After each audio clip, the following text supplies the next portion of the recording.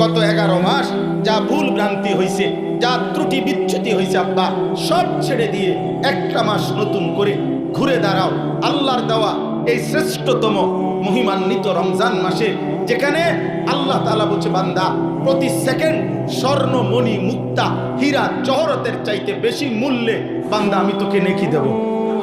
এক সেকেন্ড বান্দা তুমি রমজান আমি এমন বানাইছি, সেজদা দিবা একটা, ফেরেশতা লিখবে 70টা। না 70টা না, ফেরেশতা 70টা লিখবার আগেও আল্লাহকে জিজ্ঞাসা করবে। এটাই হাদিসের ব্যাখ্যার মধ্যে আছে। 70 লিখবে কিনা ফেরেশতা এটাও জিজ্ঞেস করবে, আল্লাহ 70 লিখবো? আল্লাহ বলবে না না ওয়েট রাখো, আমি ওর একটু দেখি তার দিলটা কেমন, তার আখলাকটা কেমন, তার রোজাটা কেমন, তার আমলটা কেমন।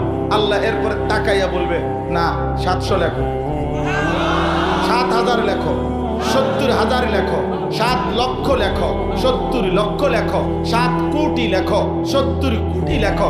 এভাবে আল্লাহ বাড়াইতে থাকবে। খোদার কসম কারো এক সেজদার বেলায় আল্লাহ তাআলা বলবে, একটি সুবহানাল্লাহর বেলায় আল্লাহ বলবে ফেরেশতা তুমি লেখো না, তোমার কম্পিউটারে কুলাবে না, আমি লিখবো। আমি লিখব। আমি স্বর্ণের দামে না, মণি মুক্তার দামে না, তার চাইতে বেশি দামে রমজানে আমার বান্দার আমল নেব। আল্লাহ যেন বলছে বান্দা রমজানের আমল আমি তোর থেকে নেব অনেক দামে, অনেক দাম, অনেক মূল্যে। লাআল্লাকুম তাত্তাকুন। আমি সারা বছর চাইছি বান্দা ইত্তাকুল্লাহ ইত্তাকুল্লাহ। আমি আল্লাহ রমজান মাসে যাও আলাদা সব বাদ দিলাম।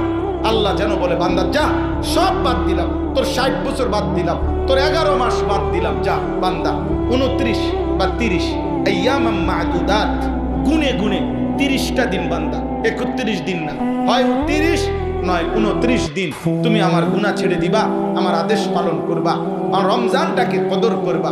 আমি আল্লাহ ওয়াদা দিলাম এই 30 থেকে 29 দিনের ভিতরেই লাআল্লাকুম তাত্তাকুন আমি তোমারে মুত্তাকি বানায় দেব।